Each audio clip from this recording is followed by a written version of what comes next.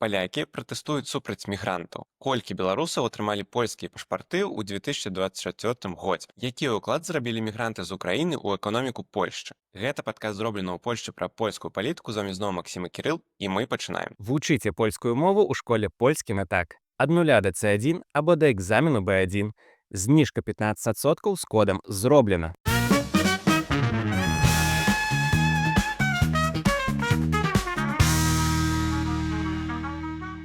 Сябры, наш падкаст выходзіць дзякуючы вашай падтрымцы. Вы можаце падтрымаць нас праз сервіс Buy Me a Coffee ці Patreon, дзе вы можаце аформіць ці то пастаянную падпіску, ці зрабіць разавы донат. Мы будзем удзячныя кожнай і кожнаму з вас. Кірыл, глядзі. На мяжы Польшчы зноў адбываюцца вялікія скандалы, авантуры з мігрантамі. Але не на той мяжы, на якой падавалася б, не на мяжы усходняй, а на мяжы заходняй. Што там адбываецца? Мяжа з Нямецчынай зноў прыцягвае ўвагу, там нейкі рух абароны нарадовай, паліцыя быццам бы не спраўляецца, Карэль Наўроцкі атакуе Дональда Туска. Што там такое?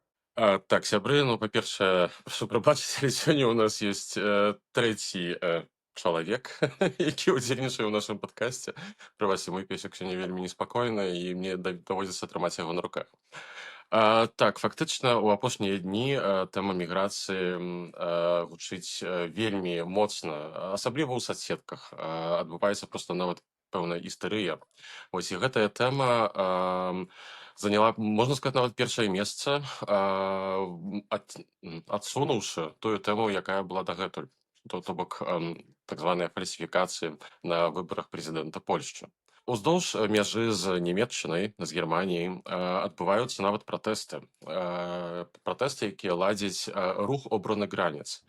Гэта такая арганізацыя, якую стварылі правыя актывісты. Перадусім, канешне, тут варта ўзгадаць асобу Роберта Бонкевіча. Гэта чалавек, які шмат гадоў займаўся арганізацыяй маршаў незалежнасці, марш непадлеглосці ў Варшаве, які адбываецца штогод на гадавіну адраджэння польскай незалежнасці, то бок 11 лістапада.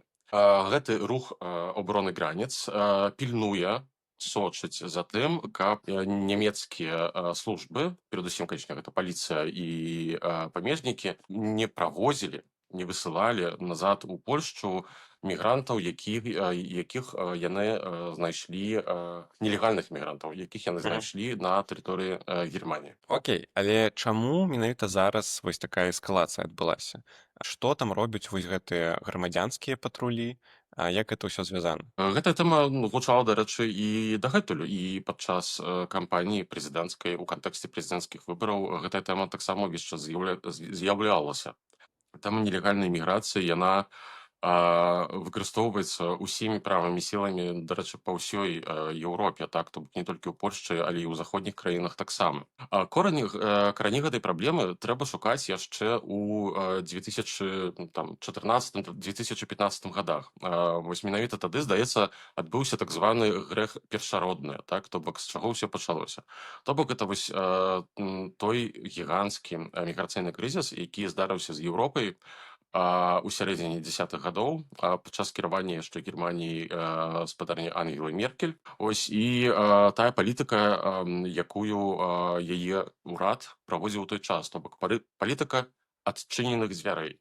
Так, то бок, ось, я думаю, што многія нашы гледачы, асабліва тыя, каму там, скажем так, больш за 25 гадоў, павінны памятаць вось тую вялікую хвалю, якая хлынула ў Еўропу з тэрыторыі, перадусім, канешне, ахопленай грамадзянскай вайной Сірыі, то бок Блізкі ўсход. Мэтай усіх гэтых, амаль што ўсіх гэтых мігрантаў былі краіны цэнтральна-паўночнай Еўропы, то бок перадусім гэта Германія і гэта скандынаўскія краіны.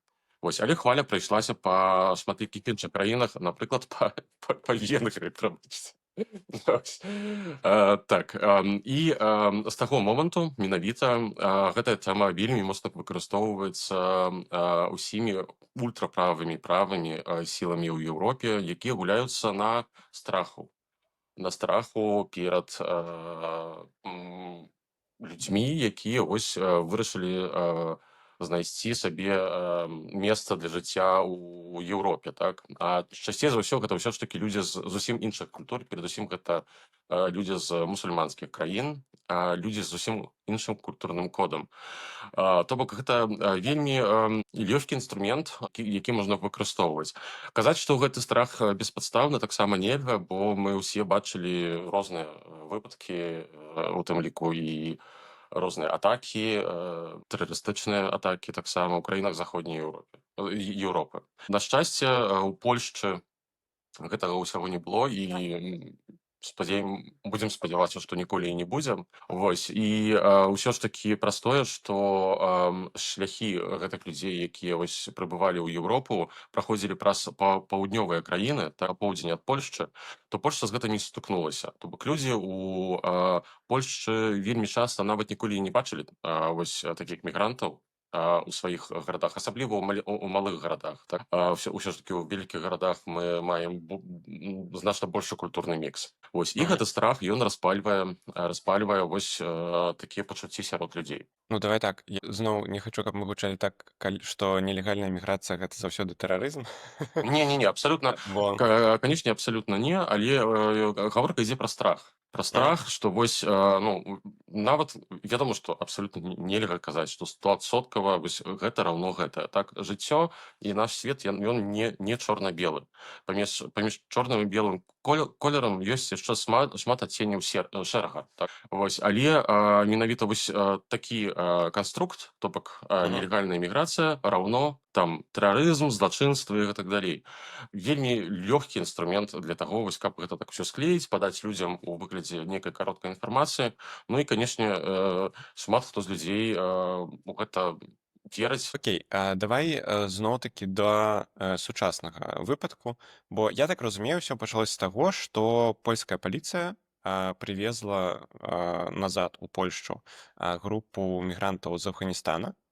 І вось менавіта гэта выклікала той выбух, які адбываецца зараз. Бо зараз там грамадзянскія патрулі нават спыняюць проста аўтамабілі, якія едуць з Германіі ў Польшчу, і гэта могуць быць нават грамадзяне Польшчы, і яны быццам бы намагаюцца там іх абыскаць, нешта запытаць.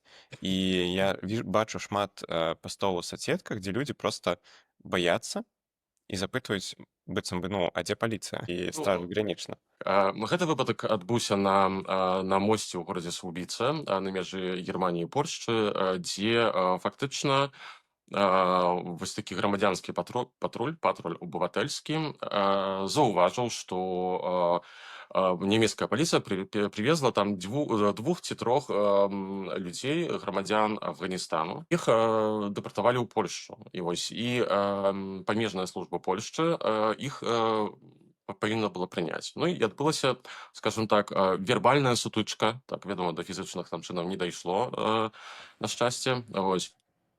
Але ўсё гэта транслявала тэлевізія Рэпубліка, вось якая таксама вядзе прамыя рэпартажы з мяжы. Вось. І, канечне ж, там па працэдурах, бо ўсё ж такі так ёсць пэўныя бюрократычныя рэчы, так, якія ўсе службы павінны рабіць. Так. І ў гэтым выпадку польская памежная служба яна павінна гэтых людзей прыняць, завесці ў камендатуру стражы гранічнай, так, то бок памежнай службы, і правесці там адпаведныя працэдуры, выпісаць адпаведныя паперы, ну і гэтак далей і гэтак далей.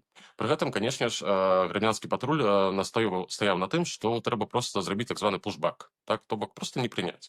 Выпіхнуць назад у Нямецчыну. Ну, агулам, па-першае, вакол гэтай тэмы створаны вялікі інфармацыйны шум. Польшча, як частка вялікіх міжнародных структур, у тым ліку, перадусім, канешне ж, Еўрапейскага Саюза, яна падпарадкаваная розным пагадненням, якія Польшча таксама падпісвала. То бок там ёсць розныя пагадненні, Дублін 2, Дублін 3.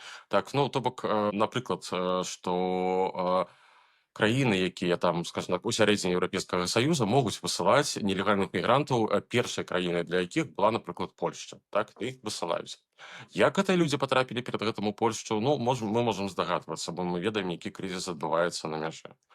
Вось. Да таго ж яшчэ варта памятаць пра так званы міграцыйны пакт, вакол якога таксама ёсць шмат рознай інфармацыі. Ну, перадусім, Перадусім правыя палітыкі кажуць, што зараз Польшча будзе вымушаная прыняць там тысячы ці дзесяткі тысяч мігрантаў з абсалютна чужых, скажем так, для Польшчы краін, так, то бок не суседніх, так як вось, напрыклад, там Украіна, а з краін зусім іншага канца свету, так. Мы ў кантэксце прэзідэнцкай кампаніі шмат разоў казалі пра тое, як некаторыя палітыкі робяць проста часам проста прамыя маніпуляцыі, так, з гэтай тэмай. Галоўны і базавы механізм, якія яны выкарыстоўваюць, гэта проста вось нейкае відэа, так, ці нейкае фота.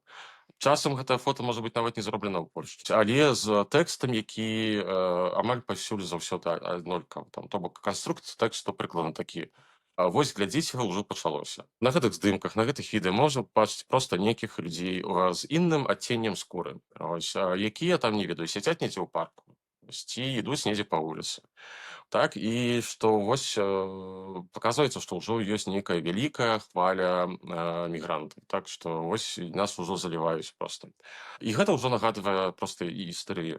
Урад, у сваю чаргу, канешне, спрабуе рэагаваць. Прадстаўнікі польскага ўраду заявілі, што яны гатовыя ў кожны момант увесці кантроль на нямецка-польскай мяжы. Дарэчы, пагадненне па Шэнгене яно дазваляе такое зрабіць. То бок тымчасова можна ўвесці кантроль на межах. Вось, дарэчы, на маю думку, каб вось пагасіць гэтую гістарыю, насамрэч можна было б гэта зрабіць. Вось. Я думаю, што для звычайных грамадзян, ці то з польскім грамадзянствам, ці нават іншаземцаў, якія маюць абсалютна легальны нармальны побыт, маюць дазвол на жыхарства ў Польшчы, для нас, для ўсіх гэта насамрэч не азначала б нічога дрэннага. Так? То бок, магчыма, там недзе, калі нехта едзе на машыне, трэба было б пастаяць там 15-20 хвілін недзе на мяжы.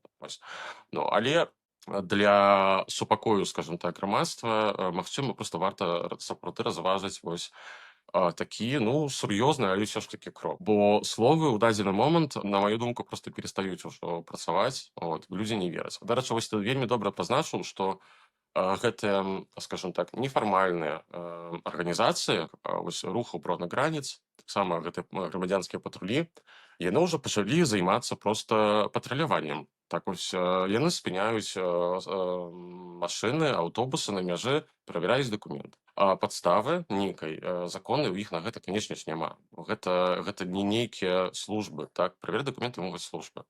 Ось, і гэта пачынае рухацца крыху небяспечным накірунку, бо ўсё ж такі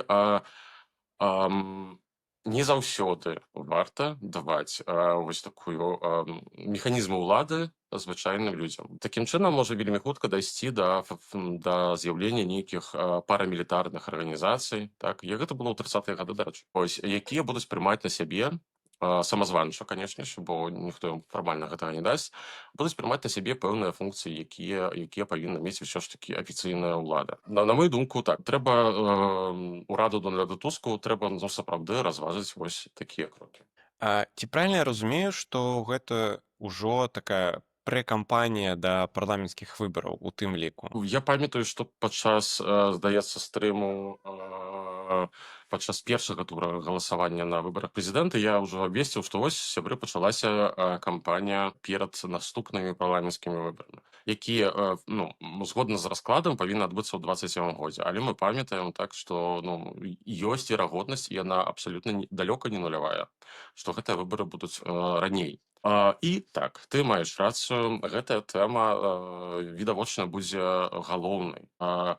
Прынамсі, так гэта выглядае на дадзены момант, бо правыя сілы не толькі ў Польшчы заўважылі, што вось гэтая напружанасць у грамадстве, яна расце. Дарэчы, у 15-м годзе, калі партыя ПіС прыйшла да ўлады пасля 8 гадоў кіравання платформай і ПСЛ, і гэта было вось менавіта на фоне таго міграцыйнага крызісу ў Еўропе, то гэтая тэма на той момант была найважнейшая. Вось і мінула 10 гадоў, тэма вярнулася з новай сілай. Вось, пры гэтым, калі ў той момант яшчэ, напрыклад, у тых жа краінах, вось, напрыклад, як Германія, прыняцце гэтых мігрантаў было на даволі высокім узроўні. Грамадзяне краін заходняй Еўропы, яны пагаджаліся з тым, што вось нам трэба дапамагчы і гэтак далей. Але мінула 10 гадоў, гэтых мігрантаў просто было вельмі шмат. Вось яны склалі новы такі пласт, скажем так, у нямецкім і іншых заходнееўрапейскіх грамадствах. Пачала расці напружанасць, якая робіцца ўсё вышэйшай. Вось, ну і, канечне, палітыкі гэтым карыстаюцца. А вось да палітыкаў. Быццам бы зараз хочацца сказаць, што ну падаецца на гэтай хвалі піс зноў вернецца да ўлады. Але ці ёсць увогуле давер да пісу на вось гэтай антымігранцкай тэме? Бо окей, можна сказаць, што платформа зараз нічога не робіць з нелегальнай міграцыяй, але і піс прадаваў візы. Якое ўвогуле тут стаўленне да галоўных партый? Ведаеш, ну, канечне, давер, напрыклад, да грамадзянскай кааліцыі ў гэтым пытанні ён вельмі нізкі насамрэч. Бо, напрыклад, калі пачаўся крызіс на беларуска-польскай мяжы, ось пару гадоў таму, то тагачасная апазіцыя, ну і перадусім грамадзянская кааліцыя, вельмі моцна пратэставала супраць дзеянняў права і справядлівасці. То бок, напрыклад, супраць будовы сцяны на мяжы з Беларусю. Адбываліся нават пратэсты розных актывістаў, у якіх удзельнічалі розныя палітыкі грамадзянскай кааліцыі. Як толькі грамадзянская кааліцыя прыйшла да ўлады, ось, то яны змянілі сваё стаўленне на 180 градусаў. Ось, абсалютна іншы падыход, нават больш жорсткі, чым быў у права і справядлівасці. Ось, то бок, яны абсалютна змянілі сваё меркаванне. Таму давер да іх вельмі моцна абмежаваны. У той жа час партыя права і справядлівасць ўсё ж такі замешаная ў візавым скандале.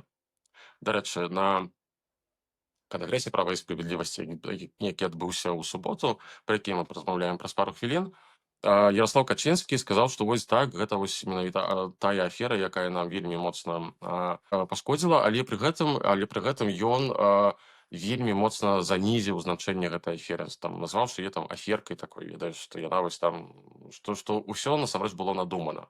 І што 360 000 віз, якія па меркаванню следства былі проданыя, раздадзеныя людзям з іншых краін, што гэта нібыта неправда. Таму нават сярод правага электарату давер да права і справядлівасці ў гэтым пытанні даволі моцна абмежаваны. На гэтым перадусім будуць збіраць палітычныя балы, перадусім канфедэрацыя, вось, ну і, канешне ж, партыя Гжэгажа Браўна, то бок канфедэрацыя Короны Польскай, якая ўжо проста ультраправая, ось, і ультракансерватыўная і ультранацыяналістычная ў гэтым пытанні. Але вось менавіта той страх, бо яны ўсё ж такі гэтыя партыі перадусім папулярныя вось у вёсках і малых гарадах. Так? Там людзі гэтых мігрантаў нават ніколі ў жыцці не бачылі. Яны зеленаскурага чалавека ў жыцці часцей зусім не бачылі. Ось, і калі ты чагосьці не ведаеш, то вельмі лёгка можа з'явіцца страх перад гэтым чымсьці, чаго ты ніколі не бачыў. Так? Ось, альбо перад кімсьці. Вось давай тут пераходзіць менавіта да страху, ксенафобіі. Мы размаўлялі вельмі коротка пра гэта ў мінулым выпуску. Што з настроямі ў польскім грамадстве? Гэты страх, ён падагравае вось гэтыя ксенафабічныя настроі. Агулам, вось, варта ўзгадаць словы Шымона Галоўніка, калі ён сказаў, што вось польскае грамадства дайшло да пэўнай мяжы. Так? Да пэўнай мяжы, калі гаворка пра нейкую ёмкасць, так, па прыняццю мігрантаў. Так? Тым больш, што Польшча насамрэч, нават калі паглядзець на гэтыя прапановы, нейкія размеркаванні ў рамках міграцыйнага пакту мігрантаў у іншыя краіны Еўропы, ўсё ж такі, трэба пагадзіцца, Польшча сваю частку працы даўно выканала.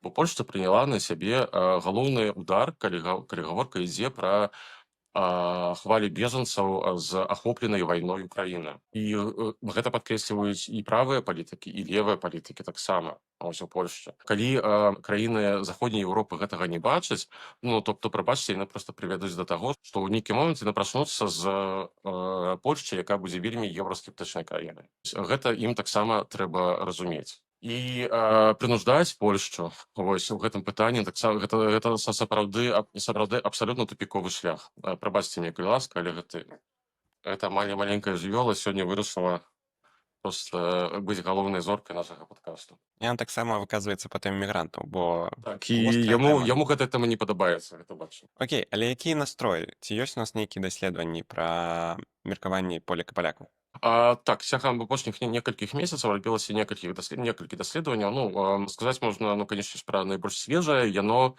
было зроблена ў сярэдзіне траўня. ось перад першым турам прэзідэнцкіх выбараў яшчэ. Яно паказала, дарэчы, што цікава, найбольшага кантролю на межах на межах Польшчы дамагаліся выбаршчыкі грамадзянскай кааліцыі.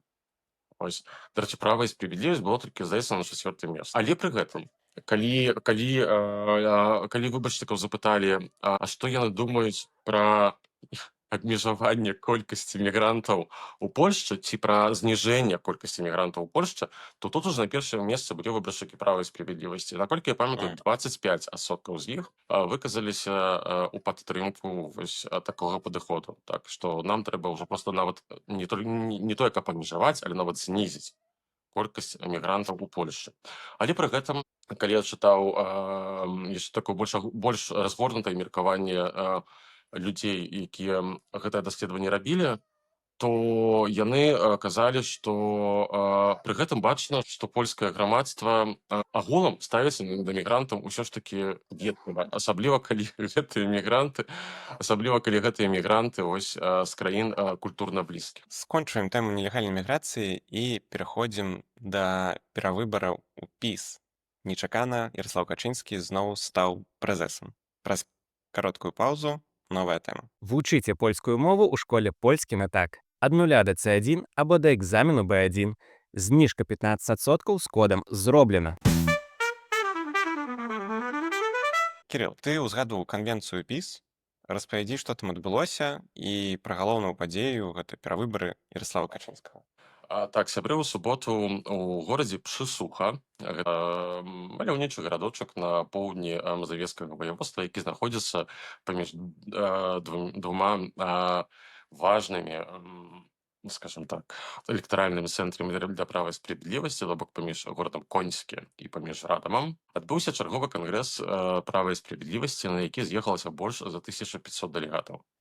Канешне ж, галоўным пытаннем на гэтым кангрэсе былі выбары новага лідара партыі. І абсалютна нечакана для ўсіх, вось я сам таксама ў шоку насамрэч, на 7-й тэрмін быў абраны Ярослав Качынскі, які такім чынам бесперарыўна ўзначальвае гэтую партыю з 2003 года. Больш за 20 гадоў. Больш за 20 гадоў, так. Перад гэтым адну кадэнцыю там быў прэзэсам старшыні партыі ягоны брат Лех Качынскі, які загінуў пасля ў смаленскай катастрофе. Окей, цікава. Што было? Ці былі, давай так, шуткі, жартачкі ў бок. Ці былі сапраўды варыянты? Бо падаецца, што пакуль Ярослав Качынскі будзе хацець быць прэзэсам, ён будзе. Але ці не так гэта? Ці так гэта? Не, насамрэч контркандыдатаў не было. І Ярослав Качынскі атрымаў больш за 1200 галасоў дэлегатаў. І такім чынам, скажем так, абсалютным лідарам гэтых перавыбараў.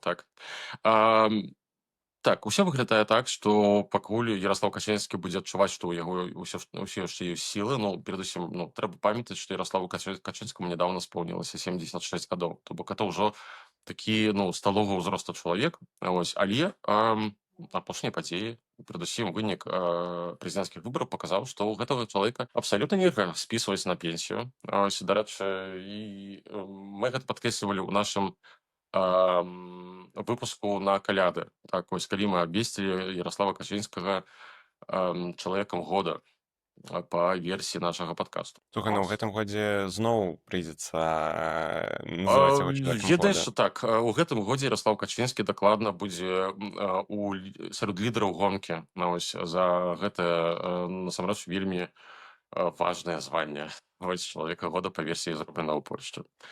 Ведаеш, увогуле трэнды ў палітыцы такія, што быццам бы ўзрост гэта толькі плюс. Ты маеш рацыю, так, герантакратыя крыху так робіцца папулярная ў розных краінах. І карацей, так, Ярослав Качынскі цягам апошняга года, цягам апошніх 1,5 гадоў паказаў, што усе тыя галасы, які былі, напрыклад, пасля парламенцкіх выбараў у 23 годзе, то трэба ўжо неяк там пераемніка шукаць, і нават былі людзі, якія выказваліся, што яны з радасцю, напрыклад, такім быў Матэуш Маравецкі, чым ён, на маю думку, шмат чаго сабе папсаваў у жыцці палітычна-партыйным, то ўсё ж такі так, Ярослаў Качынскі даў рады справіцца з усім. Ось ён ізноў на хвалі, у яго будзе прэзідэнт, то бок у ягонай партыі будзе прэзідэнт, на якога ён, прынамсі, як яму здаецца, на дадзены момант будзе мець вялікі ўплыў, але час пакажа, як яно будзе, бо Караль Навроцкі гэта зусім іншы чалавек, аніжэлі Анджэй Дуда. Ён, ну, скажем так, можа шмат разоў і у яго будзе шмат магчымасцяў паказаць сваю незалежнасць ад Ярослава Качынскага. Ярослаў Качынскі ўжо назваў Караля Наўроцкага чалавекам ад ПіС. Яшчэ так некалькі дзён перад кангрэсам быў такі Памятаеце? вялікі мітынг. Быў такі вялікі мітынг права і справядлівасці ў горадзе Пултуск, так, пад Варшавай. Вось, і здаецца, што ўсё ж такі там ён гэта сказаў, Так, але так, так, так. так, вось. І ён так сказаў, што ну трэба нарэшце сказаць адкрыта, што гэта не абыватэльскі прэзідэнт там ці кандыдат, што гэта, ну, кандыдат права і справядлівасці. Вось, такім чынам так, на бліжэйшы час Ярослаў Качынскі захаваў сваю ўладу, ягоная мэта на дадзены момант гэта прывесці партыю да перамогі на наступных чарговых ці ператэрміновых парламенцкіх выбараў, якія там адбудуцца там недзе там цягам найбліжэйшых там 2 гадоў прыкладна, так. Але ёсць змены пэўныя ў намесніках Ярослава Качынскага, калі я правільна разумею. А распавядзі, што нам трэба пра гэта ведаць. Так, падчас гэтага кангрэсу былі таксама абраныя некалькі новых намеснікаў старшыні партыі, сярод якіх варта выдзеліць 3 асобы. Ну, перадусім, гэта Збігнеў Зёбра, гэта былы міністр справядлівасці, былы старшыня партыі Суверэнна Польска, якая ось там прыкладна год таму ўвайшла ў склад права і справядлівасці. І, скажем так, гэта таксама проста для яго ганаровы тытул, так, ганаровая пасада, што ён з'яўляецца намеснікам Ярослава Качынскага. Таксама варта ўзгадаць асобу Тобіяша Боханскага. Вось гэта, дарэчы, цікавы момант, гэта вельмі малады палітык, да якога у Ярослава Качынскага дакладна ёсць нейкая сімпатыя. Ён у дадзены момант з'яўляецца еўрадэпутатам, а ў 24 годзе, там больш за год таму, ён быў кандыдатам права і справядлівасці на пасаду мэра Варшавы падчас лакальных выбараў. А перад гэтым ён не займаў нейкіх вельмі высокіх палітычных пасад. То бок бачна, што ў гэтага чалавека ёсць нейкі кар'ерны рост у партыйнай палітыцы, і, скажем так, вельмі верагодна, што Ярослаў Качынскі мае на яго нейкія планы, ось, якія, ну, час пакажа. Ярослаў Качынскі умее здзіўляць, ось, і я б не здзівіўся, напрыклад, калі б такі Тобіяш Баханскі стаўся, напрыклад, кандыдатам на прэм'ера. Ну, але паглядзім, што будзе. Ну, і трэці чалавек, якога, я думаю, нашы гледачы ведаюць, гэта Przemysław Czarnek. Это мы, дарэчы, вось у мінулым выпуску пра яго казалі, што ён, ну, гэта, здаецца, адзін з найбольш папулярных палітыкаў права і справядлівасці, былы міністр адукацыі, які, верагодней за ўсё, будзе шэфам канцылярыі новага прэзідэнта Караля Навроцкага. Такім чынам, гэта таксама такая пэўная ўзнагарода для Przemysława Czarnka і ягонае ўзвышэнне ў партыйных структурах. Гэта таксама вельмі важна. Вось, ён таксама можа быць верагодным кандыдатам на пасаду прэм'ер-міністра, бо вядома, што Ярослаў Качынскі хутчэй за ўсё не будзе высоўваць сябе як вось такога кандыдата на прэм'ера. Зноў віншуем Ярослава Качынскага за перамогай. Усё добра, стабільна, 7-й срок. І пераходзім да наступнай тэмы. Зараз давай паразмаўляем пра рапарт, як гэта справаздачу Deloitte, калі я не памыляюся, пра ўнёсак украінскіх мігрантаў і мігрантак у эканоміку Польшчы. Бо быў такі даволі вялікі, мне падаецца, інфармацыйны шум вакол гэтага. І давай коратка раскажам, што з гэтай справаздачы трэба ведаць. Ну, перадусім так, выйшаў рапарт, які, вось, трэба падкрэсліць, што гаворка ідзе не пра мігрантаў, гаворка ідзе менавіта пра бежанцаў. То бок яны выдзелілі вось з агулу украінскіх мігрантаў у Польшчы вось тую групу, якая з'яўляецца менавіта ваеннымі бежанцамі. Вось, і яны разглядалі менавіта іх. Тут проста можам распавесці коратка, так што яны падкрэслялі і збадалі, даследавалі, які ўклад гэтая група носіць у развіццё польскай гаспадаркі. польскай эканомікі. Вось, і выйшла, што толькі ў 2024 годзе вось гэтая група, якая, калі не памыляюся, там больш за паўмільёна чалавек рэпрадуктыўнага ўзросту. Вось так яны назвалі гэтую групу. Бо варта памятаць, што сярод ваенных бежанцаў ну, абсолютна большасць складаюць жанчыны і дзеці. Вось. Калі я там добра памятаю, 2/3 ось жанчыны і 1/3 мужчыны. Ось так прыкладна такі падзел. Ось і яны выпрацавалі агулам 2,4 ВУП Польшчы. То бок прычыніліся, зрабілі свой уклад у эканамічны рост гэтай краіны. Ось там былі паказаныя таксама некаторыя праблемы, з якімі сутыкаюцца гэтыя бежанцы. Ну, напрыклад, тое, што вельмі часта людзі працуюць ніжэй за свае кваліфікацыі, так выконваюць часта менавіта тую працу, дзе ну палякі не хочуць працаваць. Праца з найбольш нізкімі зарплатамі, з найбольш нізкімі кваліфікацыямі. Ось то бок вельмі часта нават людзі з вышэйшай адукацыяй, кваліфікаваныя працаўнікі мусіць працаваць фізічна, напрыклад, так, ці ў сельскай гаспадарцы, напрыклад, таксама. Слухай, калі я чытаў гэты рапарт, мне вось таксама ўзнікла думка, што быццам бы вось праз гэта, праз такую недаінтэграванасць, па-першае, хочу пазнаць, што не хачу сказаць, што нейкая праца горшая за іншую, Ну, а ну, тут канечне, не. пра іншае, то быццам бы вось у гэтых ваенных бежанцаў, увогуле у бежанцаў і ўвогуле ў мігрантаў, я бы хацеў сказаць, што быццам бы ёсць большы патэнцыял на вось гэты ўклад у эканоміку краіны, але трэба большая інтэграцыя. Ну, то бок, перадусім, мне падаецца, што языкавая. І тут пытанне, з аднаго боку, самому чалавеку гэта выгадна, бо больш кваліфікаваная праца, больш заробак, больш камфортныя ўмовы працы.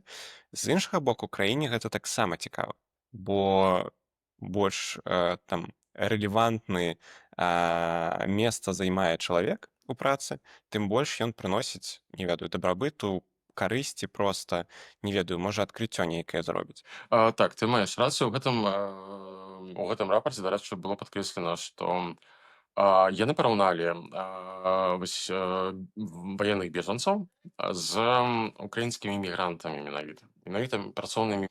І ў іх выйшла, што моўнае пытанне ў гэтым вельмі важнае. І яны нават пазначылі, што у сярэднім такі ж самы працаўнік з лепшым валоданнем польскай мовай атрымоўвае на 700 злотых нетта, то бок чыстымі, больш. Так, то бок, ну, гэта ўсё ж такі даволі вялікая сума, і даволі значная розніца. Калі нехта атрымоўвае, там, скажем так, 4000 чи 4700, то ну, гэта адчувальна. Інтэграцыя ў грамадства, вось менавіта моўная інтэграцыя, ну і што ідзе далей, там таксама іншыя этапы інтэграцыі, яны дазваляюць чалавеку проста вось дасягаць нейкія новыя вышыні, скажем так. Гэта таксама больш карысна для польскай эканомікі. Ёсць значна большы патэнцыял, які не выкарыстоўваецца. Ну, пры гэтым праблема з гэтай інтэграцыяй яна ёсць.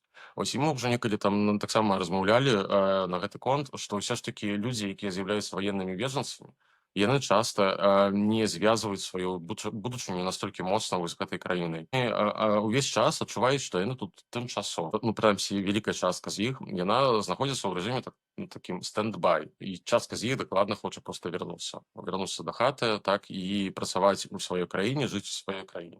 Ну так, гэта складаны момант. Але як мы заўсёды раім, я хачу падкрэсліць, што калі вы хочаце інтэгравацца, што мы вельмі раім, трэба вучыць польскую мову, і ад сябе раім школу польскай мовы польскі на так. Зніжка па коду зроблена 15%. Сапраўды клёвая школа, асабліва ад сябе раю вучыцца менавіта афлайн. Ёсць класы ў Варшаве. Гэта вельмі, ну, асабіста мяне, гэта бустанула ў там валоданні польскай мовы і ў тым, як я магу вольна, свабодна размаўляць і не баюся гэта рабіць. Таму школа польскі на так, промакод зроблена, зніжка 15%, спасылка ў апісанні пад гэтым відэа. Калі ласка, вучыце польскую мову. І апошняя тэма гэтага выпуску — польскае грамадзянства. То бок спачатку вывучаем польскую мову, потым ідзем па пашпарт. Але калі без жартаў, што мы даведаліся? Мы ведаем лічбы за 24 год, колькі беларусаў і беларусак атрымалі польскія пашпарты. Распавядай. З'явіліся статыстычныя дадзеныя па грамадзянах іншых краін, якія цягам 24 года сталіся польскімі грамадзянамі. І на другім месцы сярод вось такіх замежнікаў знаходзяцца беларусы. Амаль што 5700 чалавек, якія нарадзіліся ў Беларусі і з'яўляюцца адначасова з гэтымі беларускімі грамадзянамі, атрымалі польскія пашпарты. На першым месцы, ну, з даволі невялікім атрывам, там крыху больш, здаецца, за 7000 чалавек знаходзяцца грамадзяне Ўкраіны. То бок, ну, мы бачым вось той працэс, які натуральна адбываецца, што людзі, замежнікі, якія жывуць у краіне даволі доўгі час, яны паступова становяцца таксама і польскімі грамадзянамі. Ну, гэта абсолютна нармальны працэс. Праз такія ж працэсы праходзілі і польскія грамадзяне, польскія імігранты, напрыклад, у краінах заходняй Еўропы. Я асабіста ведаю некалькі дзясяткаў палякаў, якія, напрыклад, з'яўляюцца, ну, перадусім, канешне, там грамадзянамі Англіі, але таксама ведаю там і ў Францыі, у Гішпаніі і ў іншых краінах. Гэта абсалютна нармальны і натуральны працэс. Пры гэтым таксама, што варта пазначыць, гаворка ідзе пра у асноўным людзей, якія атрымалі польскае грамадзянства праз так званую працэдуру прызнання, так, то бок праз воеводаў, так, то бок не праз прэзідэнта. Я думаю, што сярод нашых гледачоў таксама ёсць вялікая колькасць людзей, якія ўжо маюць польскі пашпарт, і яны ведаюць, што працэдура прызнання гэта не проста так, што ты там напісаў як прэзідэнту, ён можа табе даць або не даць, так, і не абмежаваны ўвогуле нейкімі там крытэрыямі. Праз воеводу гэта ўсё ж такі трэба адпавядаць нейкім там некалькім нават крытэрыям, якія даволі жорсткія. Я сам праходзіў праз гэтую працэдуру і атрымаў польскі пашпарт толькі пасля 12 гадоў жыцця у Польшчы. Гэта не нейкая там простая працэдура, трэба сапраўды жыць даволі доўга, працаваць сумленна, не парушаць закон і гэтак далей. То бок гэта не тое, каб Польшча раздавала направа і налева грамадзянства іншаземцам. Это Я абсолютно б не нават так. сказаў наадварот. Так, пры гэтым, дарэчы, у соцсетках я бачыў сярод менавіта аккаунтаў, скажем так, якія прытрымліваюцца правых поглядаў, так, канешне, людзі не ведаюць закону. І проста нават гуляе там нейкая па соцсетках просто скрын, так, нейкай там старонкі, напэўна, нейкага там ужанду да спраў цудзаземцаў, так, нейкага воеводства, што там пасля 3 гадоў, так, пры гэтым 3 гадоў жыцця ў Польшчы. Пры гэтым абсалютна не звяртаецца ўвагу на тое, што перад гэтымі 3 гадамі трэба пражыць яшчэ прынамсі 5. Бо, вядома, 3 гады гэта ўжо маючы карту там сталога пабыту ці рэзідэнта. Так, то бок такая, ну, скажем, маніпуляцыя. Гэта проста прамая маніпуляцыя. Я таксама яшчэ там памятаю у Твітары спрабаваў там тлумачыць, што гэта маніпуляцыя, звяртаць увагу на тое, што трэба перад гэтым пражыць яшчэ шмат гадоў і працаваць і гэтак далей. Ну, канешне, ўжо гэта ўжо, скажем так, нічога не давала, я проста нейкі момант махнуў рукой. Гэта павінна тлумачыць палітыкі, але яны гэтага не робяць. Так, наколькі я ведаю, што, ну, то бок, і гэта зразумела, чаму так, што полькі і палякі ўвогуле не разумеюць, што трэба зрабіць, каб атрымаць польскае грамадзянства. Ну, і па шчырасці, а я не ведаю, што трэба зрабіць, каб атрымаць беларускае грамадзянства. Ну, Вось. так, гэта нармальна, я людзей за гэта не віню, і вас таму падкрэсліваю, што палітыкі павінны гэта тлумачыць. Ну так, бо у мяне ёсць там некалькі знаёмых там поляк-палякаў, якія таксама пыталіся ў мяне ўжо: ну што, ты ўжо атрымаў грамадзянства, ты тут што столькі жывеш? Я думаю, ну да, пражыву яшчэ столькі ж перад тым, як атрымаць. Як І мінімум. не толькі гэта трэба рабіць. Добра, быццам бы гэта ўсё, што мы хацелі сёння распавесці. Дзякуй вам, што вы нас глядзіце. Хочам яшчэ раз сказаць, што вы нас можете падтрымаць каментарамі, лайкамі, падпіскамі на Buy.me.coffee ці Патрыёне. Вось, для нас гэта вельмі важна. Мы працягваем працаваць дзякуючы вашай падтрымцы. Менавіта вы дапамагаеце нам ствараць гэты падкаст. Дзякуй вам і сустрэнемся праз тыдзень. Мы пакрысе выходзім, ну, не назову гэта отпускам, але мы так крыху, падаецца, збавілі абароты пасля вось такога інтэнсіўнага перыяда выбараў, але хутка будзем з новымі фарматамі і з новымі відэа. Так, сябры, дзякуй, што вы нас глядзіце. Так, мы некалькі тыдняў взялі такой перадышкі, але працягваем выходзіць рэгулярна. кожны тыдзень. Вось неўзабаве мы таксама дакладна будзем мець і студыйныя запісы нашага шоу. Вось. Але так пасля некалькіх месяцаў, асабліва пасля апошніх 2 месяцаў прэзідэнцкай кампаніі, у кожнага з нас таксама ёсць свае справы, якія трэба вырашыць. Вось. Але дзякуем, што вы працягваеце заставацца з намі. Будзем удзячныя за вашу падтрымку. Дзякуй, што вы нас глядзіце, і да сустрэчы праз тыдзень.